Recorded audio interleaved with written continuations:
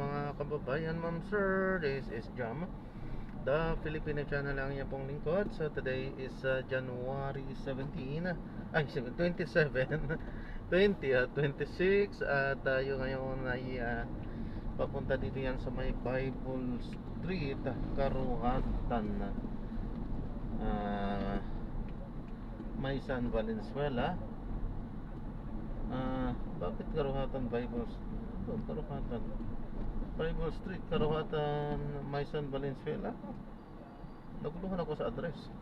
At dadalhin po natin yan sa may FEU Manila, sa Nicanor Reyes, Sampaloc, Manila po yan. Barangay basta doon yan sa Sampaloc, Manila. Okay, so magbabalik po tayo mamayang konti pag nakuha na po natin sila. Disclaimer lamang po, ang content po natin ay kalsada at hindi ang passenger. Kaya nga naman, sakasakali man po na may marinig kayo mga pangalan ng lugar, pangalan ng tao, pangalan ng organisasyon sa government o private man yan, ay wala pong kinalaman ng channel na ito at wala pong pinapatungkulan. At po ng pinag-uusapan dito ay bawang dito lamang po yan sa loob at wala pong pinapatungkulan sa labas. Okay po, magbabalik po tayo mamayang konti pag nakuha na po natin sila. Samantala, makinig tayo ng mga nagbabagang balita at mga talakayan habang tayo ay papunta doon sa ating pick-up area. Good morning po, have a wonderful day. Si Papa Kudot.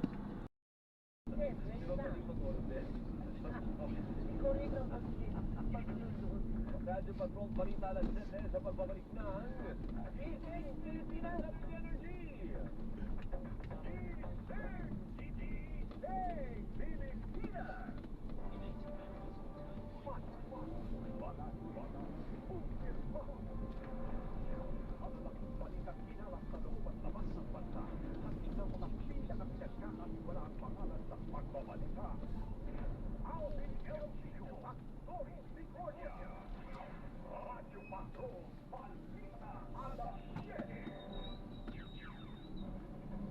Mayorya ng mga senador pinatipos ng pagsita ng China sa ilang opisyal ng Pilipinas kaugnay ng West Philippine Sea, pero isang senador pabor na maging kaalyado ng Pilipinas ang China.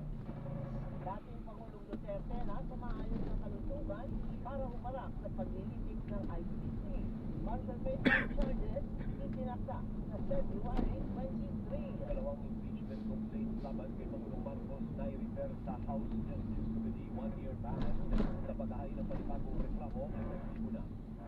Mahigit 20 bahay na pinsala dahil sa muling pagbuo ng flood control project sa bayan ng Araya sa Pampanga. Naitalang namatay sa lumubog na barko sa Masilan, umabot na sa 18 at susunod na sakit naman sa lumubog na bangka sa Antique. EDCOM iginit ang negatibong epekto ng malawakang pagpasa ng mga estudyante. Hindi pagtutugma sa deployment ng mga guro sa ituturong subject sindarin. Presyo ng mga produktong petrolyo tumaas na naman.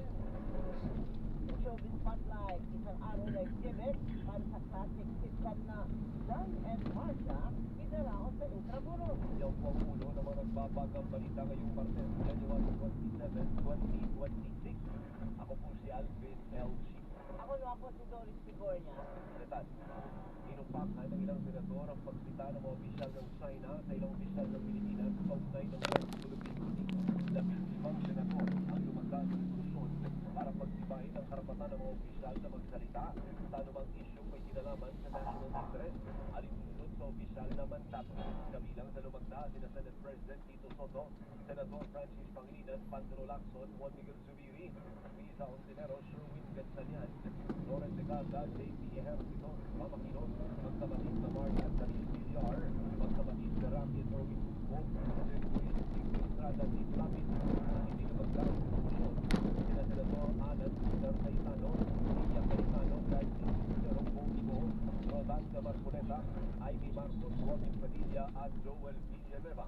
Gayon din si Ronald de la Rosa na hindi pa rin po nagpapakita sa Senado.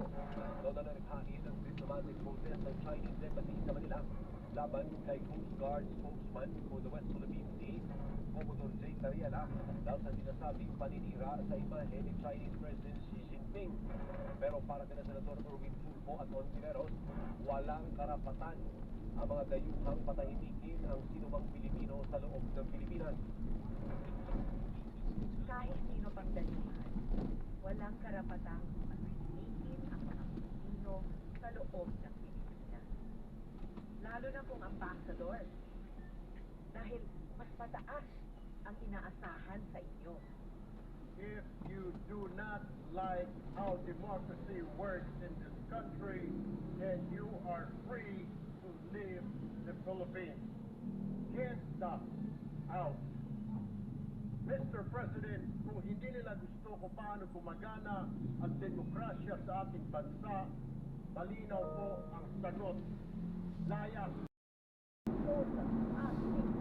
Dahil dito, ay suling lang certified kung formal ng nagsimula ang impeachment proceeding laban sa Panginoon. Epektibo na ang one-year ban pag-aayos ng palibakong reklamo. Nanahanda na ang liderato ng Senado at kinakakutan sa article of impeachment laban sa Marso.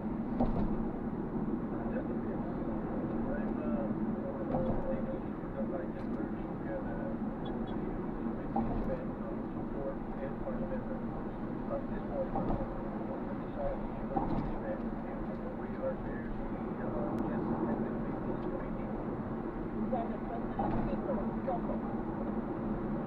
Mabigit sa pagkakalita ay kapito ng umaga, pinakulaman ng pagkakalita sa kanyang bilang sa matapos ng pagkakalita. Inilabas sa bayan ng Marawan para itanggihan baliktang nagkahandang pondo para sa secretary. Miyerkules pinala si Pondo Marcos sa Senate hanggang sa matapos pakalan ng Chris Counter dahil sa sakit na diabetes.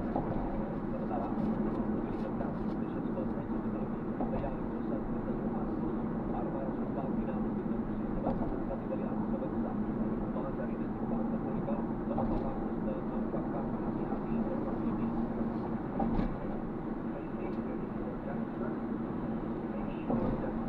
nakapansin siya sa pangalawa, way na nakapansin sa lahat ang hindi man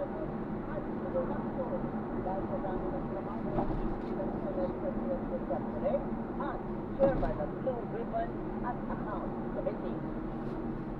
Alas 7:13, mahigit 20 bahay na pinsala matapos muling bumuo ang flood control project sa bayan ng Arayat sa Pampanga. Pinaniniwala ang bumuo ang 100 million pesos na halaga ng tike sa barangay Cantati noong January 23 na sa palpak na 17 Agosto. Unang beses na bumuo ang kaparambahang proyekto dahil sa mananalas na naman nagdampagyo. Nagsasagawa na ng technical assessment ng DPWD para protektahan ang mga residente sa banta ng baha. Inihahanda na ang legal na aksyon laban sa kontraktor na Edmari Construction. Gayon din ang ilang tauhan ng DPWH.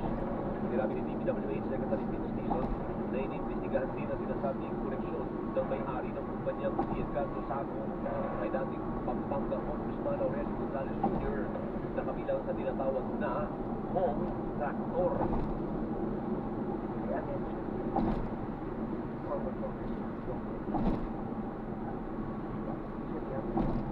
Meron ding mga irigasyon na hindi na yun gumagawa. Hindi ba gumagawa? Kasabay din ang ininasago mag-Gonzales sa pagkakasangkot sa malawanyang proyektong kontrabaha. Posibleng sampahan ng panibagong kaso ang mga nakakulong na dating opisyal ng DPWH Lima Ropa. Kaugnay ng sinasabing substandard sa 289 million pesos na road dike project sa bayan ng Lakuhan sa Oriental, Mindoro. Kasunod ito ng pagkakadiskusi sa panibagong substandard na 420 million pesos na halaga ng pagkakasor project sa mag-asawang Tubig River sa bayan din ng Lakuhan na ginawa ng contractor na UB4J. Bumuo ang mahigit sa saang metro ng road dike project sa Barangay San Andres dahil hindi sumunod sa inaprobahang disenyo ng DPWH. Sinabi ni DPWH Secretary Vince Dizon na muli kakasuhan ang mga dating opisyal mahaharap sa kasong gas at malversation. Dahil takot pa ng warranty, nakasandin na ang kontraktor na ayusin ang proyekto bago ang tag-ulan. Yung suspension natin, talagang binaya niya yung buong stretch na yan. Confirm na bagong nakita ni Governor. Ito na yung sinasabi ko, na patong-patong talaga itong mga kaso. Pero ibang magalis so may panibagong mga kaso dito. Yung mga taga-DPWH, sila pa rin. Kasi nga, siya former regional director pa ka ng pa rin. Iniimbestigahan na rin ng DPWH ang sinasabing koneksyon ng kontraktor kay dating DPWH Undersecretary Roberto Bernardo ngayon din kay dating DPWH Lima Ropa Regional Director Gerald Bacalan. Alas 7:16, iimbestigahan ng Kamara ang posibleng paglabag sa prangkisa ng kumpanya ni Batangas sa Congressman Leandro Legarda Laviste. Kasunod ito ng musyong layong imbestigahan ng kumpanyang Solar para sa Bayan na may prangkisa na bilang na sa iimbitahan sa pagdinig si Laviste. Ngayon din ang Department of Energy at Energy Regulatory Commission. Hinihintay pang aprubahan ng House Committee on Rules ang hiling na investigasyon na posibleng simulan sa susunod na linggo. Sinabi ni House Committee on Legislative Franchises Chairman Jeffrey Ferrer na kasama sa posibleng talakay ng alegasyong nagsimula na ang operasyon ng kumpanya kahit wala pang natatanggap na prangkisa.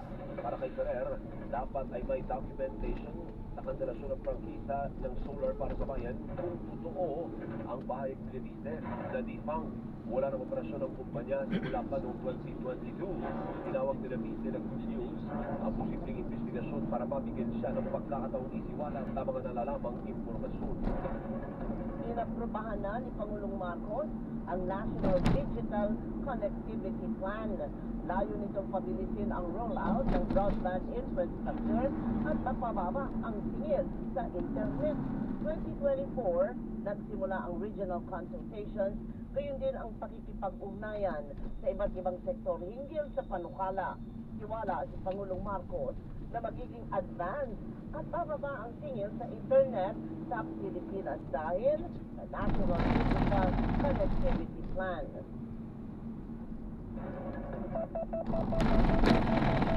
Time out muna, Miss Beautiful. Anong oras na binibining maganda? Why, thank you. 7:18.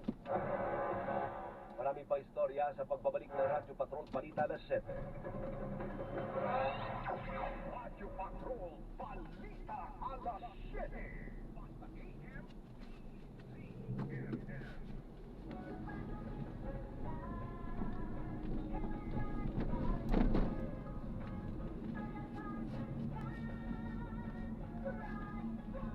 Right Bar Glue with powerful fade-away enzymes. Malupit magtanggal ng lumit na tiyak pero di masakit sa kamay.